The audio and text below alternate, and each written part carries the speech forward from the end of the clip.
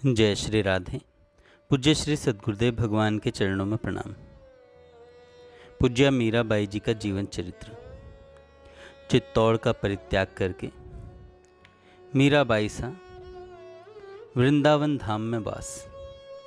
पुष्कर में निवास करते समय मीरा के चिंतन में मोड़ आया। प्रेरणा देने वाले जीवन आराध्य वे गिरधर गोपाल ही थे। मीरा सोचने लगी कि दर दर ठोकरें खाने की अपेक्षा यही उचित है कि अपने प्राण प्रियतम के देश वृंदावन धाम में वास किया जाए। उन्हें मन ही मन बड़ी ग्लानि हो रही थी कि ऐसा निश्चय वे अब तक क्यों नहीं कर पाए। पुष्कर से वृंदावन के लिए प्रस्थान करने का निश्चय हो गया। कुछ सैनिकों और अपने लवाज में सहित तीर्थयात्रियों के साथ वे वृंदावन के लिए चल पड़ी। उन्होंने कहा, चल वाही देश, कहो तो कुसुमल साड़ी रगावा, कहो तो भगवा वेश, कहो तो मोतियन मांग पुरावो, कहो छिटकावा केश, मीरा के प्रभु गिरधर नागर, सुनजो बिड़द नरेश। अपने प्रियतम के देश, अपने देश पहुँचने की सोई हुई लालसा हृदय का बांध तोड़कर मानो गगन छूने लगी। ज्यों ज्यों वृंदावन निकट आता जाता था, हृदय का आवेग अदम्य होता जाता। कठिन प्रयास से वे अपने को थामे रहती। उनके बड़े बड़े नेत्रों की पुतलियां वन विजन में अपने प्राणाधार की खोज में विकल हो चंचलता पूर्वक इधर उधर नेत्र सीमा की मानो परिक्रमा सी करने लगती। वे बार बार पालकी की रथ रुकवाकर बिना पद त्राण धारण किए पैदल चलने लगी। बड़ी कठिनाइयों से चंपा, चमेली, केसर आदि उन्हें समझा करके और मनोहार करके यह बहस दिखा पाती कि अभ्यास न होने से वे धीरे चल पाती हैं और इसके फलस्वरूप सब धीरे चलने को बाध्य होते हैं। मंजिल पर पहुंचने में विलंब होने से सभी यात्रियों को असुविधा हो गई। इसके बाद भी वे कभी कभी पैदल चलने से विरत नहीं होती।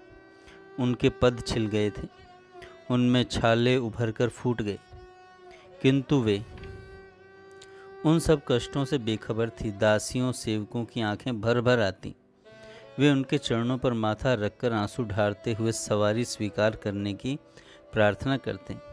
मीरा हंसकर उन सभी को अपनी सौगंध दे रथ पर, गाड़ी, घोड़ों अथवा ऊंट पर चढ़ा देती। उनके हृदय का हाल कौन कहे। जिनकी प्राणाधिका स्वामिनी, जिन्होंने कभी सरे राह 5 पद भी नहीं रखे, वे उबड़ खाबड़ कांटों कंकड़ों से भरी भूमि पर नंगे पैरों चल रही हैं। छालों के फट जाने से जहाँ वे पांव रखती रक्त की छाप उभर जाती। वे भजन गाती, करताल बजाती चलती हैं, किंतु दासियों को केवल वह रक्त छाप दिखाई देती है। प्रत्येक पद पर उनके हृदय कराह उठते हैं। वे सवारी पर बैठी हैं, सौगंध की जंजीर ने उनके देह मन को बांध दिया है। ग्लानि के मारे उनकी आंखों से आंसू थमते नहीं हैं। अंत में सहना असहनीय जानकर चंपा रथ से कूद पड़ी और स्वामिनी के चरणों में लिपट गई। मुझसे जितने भी जो भी अपराध हुए हों बाईसा हुकुम, इतनी कठिन सजा न दीजिए कि अभागिनी चंपा सह न सके। हमें तो आपसे कभी कोई याचना नहीं करनी पड़ी। सदा दयामयी करुणामयी रही आप। आज अपनी इन किंकरियों पर इतनी कठोरता क्यों मेरी स्वामिनी? हम पर दया करें। वह अचेत सी हो वहीं पदों में लुढ़क गई। क्या हुआ तुझे कहती हुई वे नीचे बैठ गईं। चंपा को गोद में भरकर दुलारते हुए अपने अंचल से उसके आंसू पहुँचे। अपने पद तल देखिए।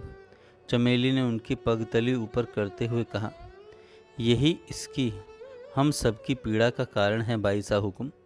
चंपा के छूने से पीड़ा के कारण मीरा के मुख से हल्की सी सितकार निकल गई। ध्यान से देखते हुए उन्होंने कहा, मुझे तो खबर ही नहीं पड़ी पगली, तुम सब क्यों घबराई? यदि कुछ हुआ भी तो सार्थक हुए ये मांसपिंड। हानि क्या हुई भला? हानि तो हमारी हुई हुकुम।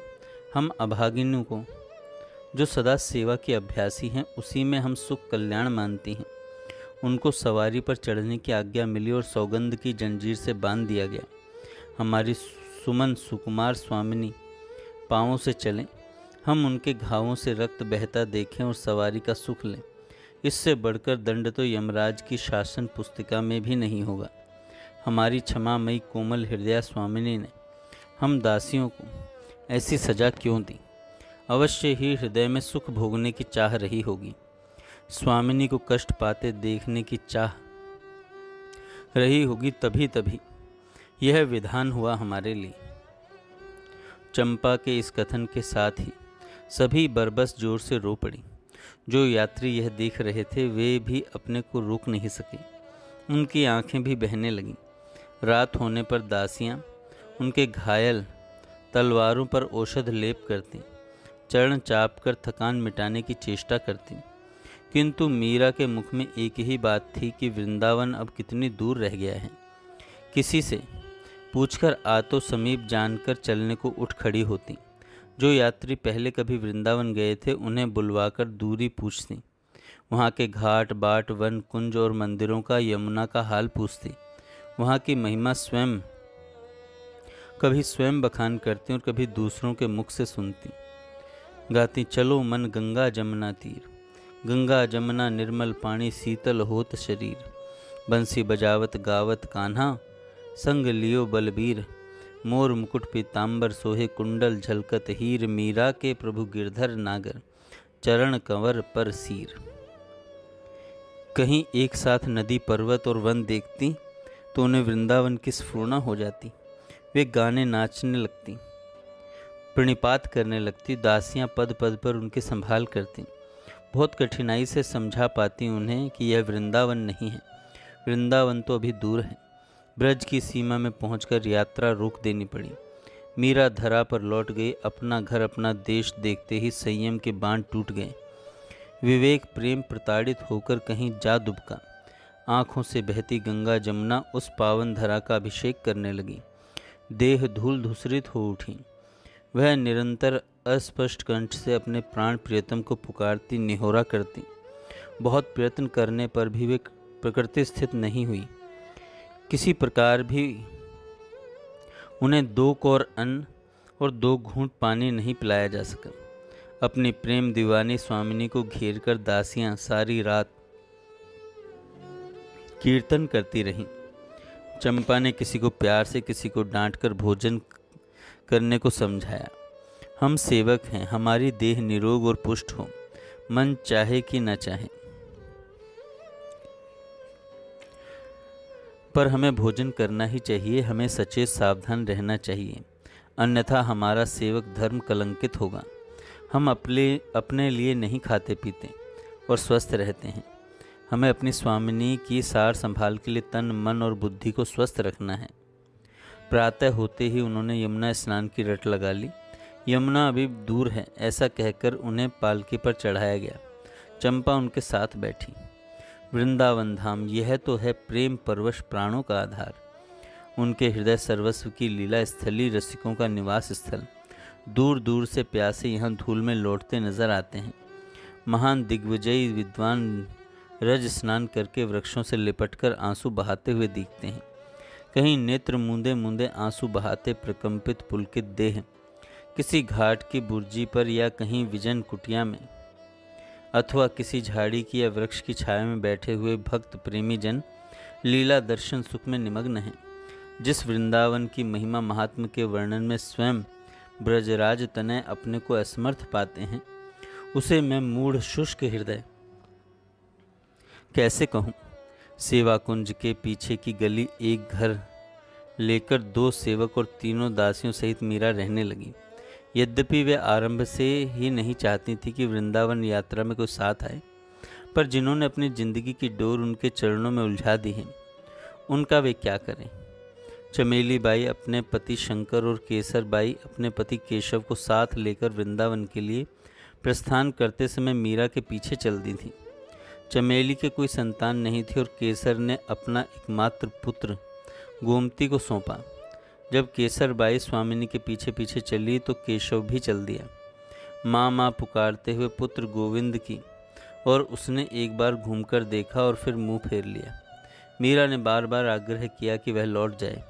तब केसर बाई ने हाथ जोड़कर निवेदन किया, माँ बाप ने सरकार के विवाह के समय इन चरणों में सौंपा था। सेवा में पटु न होने पर भी ऐसा क्या महान अपराध बन पड़ा हुक्म कि दासी को अनाथ होने का दंड मिले? यदि सेवा में नहीं रखने का निश्चय हो तब फिर इस गरीब दासी का भला क्या वश है? केवल एक अनुरोध है, आपके पीछे पीछे चलकर वृंदावन में जहाँ आप रहेंगी वहीं दूर से दर्शन कर लिया करूँगी। बस इतनी नियामत बख्शें अपनी इस किंकरी को। चमेली ने कहा, वहाँ तो सब सीधे सीधे मिलेगा नहीं। चंपा जीजी श्री चरणों की सेवा करेंगी, तब मैं लकड़ी लाना, आटा पीसना, कपड़े धोना, बर्तन मांजना, बुहारी लगाना आदि कार्य कर दिया करूँगी। इतना जीवन आपकी सेवा में रहा है तो बाकी अभिशाप क्यों बने? चंपा ने विवाह किया ही नहीं था। वह मीरा की दासी ही नहीं, अंतरंग सखी भी थी, उनके भावों की वाहिका, अनुगामिनी, अनुचरी। कभी कभी जब अंतरंग भावों की चर्चा होती तो उसके भावों की उत्कृष्टता देखकर मीरा चकित हो उठती। उससे उन्हें स्वयं चिंतन में सहायता मिलती। वे पूछती, चंपा कहाँ से पा गई तू यह रत्नकोश? वह हंसती, सब कुछ इन्हीं चरणों से पाया है सरकार, और किसी को तो जानती नहीं मैं। कथा, सत्संग, मंदिरों में दर्शन और भजन, कीर्तन, नृत्य आदि का उल्लास और उत्साह ऐसा था मानो कि परमानंद सागर में डुबकी लग रही हो। मीरा की भजन ख्याति यहाँ तक पहुँच चुकी थी, जिसने भी सुना वही दौड़ा दौड़ा आया। आकर कोई प्रणाम करता, कोई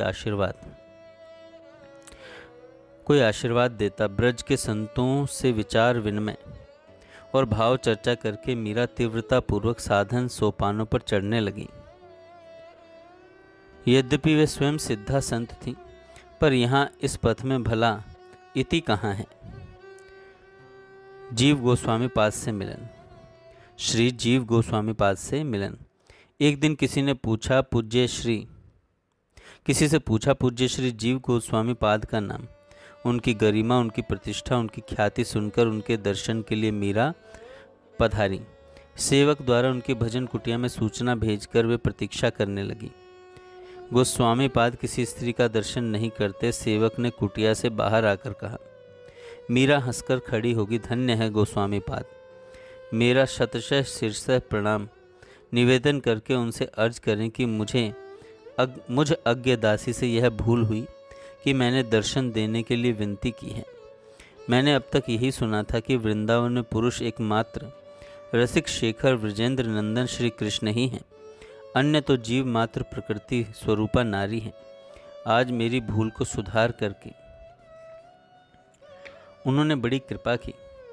आज ज्ञात हुआ कि वृंदावन में दूसरा पुरुष भी अवतीर्ण हुआ है। अंतिम वाक्य कहते कहते उन्होंने पीठ फेरकर चलने का उपक्रम किया। मीरा द्वारा सेवक को कही बात भजन कुटिया में बैठे श्री जीव गोस्वामी जी ने भी सुनी। अविनय क्षमा हो माता, कहते हुए श्री जीव गोस्वामी पाद कुटिया में से दौड़ते हुए बाहर आए और उनके चरणों में दंडवत करते हुए पड़ गए। आप उठें आचार्य। वे एक तारा एक ओर रखकर हाथ जोड़ते हुए झुकी। मैंने तो कोई नई बात नहीं कही प्रभु, यह तो सर्वविदित सत्य है, जैसा संतों के मुख से सुना है। सत्य है कहते हुए श्री गोस्वामी जी उठे। सत्य और सर्वविदित होने पर भी व्यवहार में जब तक नहीं उतरता, जानकारी अधूरी रहती है माँ, और अधूरा ज्ञान अज्ञान को बढ़ाकर दुखदायी होता है। उन्होंने दोनों हाथों से कुटिया की ओर संकेत करते हुए विनम्र स्वर में कहा, पधार करके कृतार्थ करें इस दास को। ऐसी बात न फरमाइए गोस्वामी पाद, आप ब्राह्मण कुल भूषण ही नहीं, श्री कृष्ण चैतन्य महाप्रभु के लाडले परिकर हैं। यह क्षत्रिय कुल उत्पन्न देह चरण रज स्पर्श की ही अधिकारी है।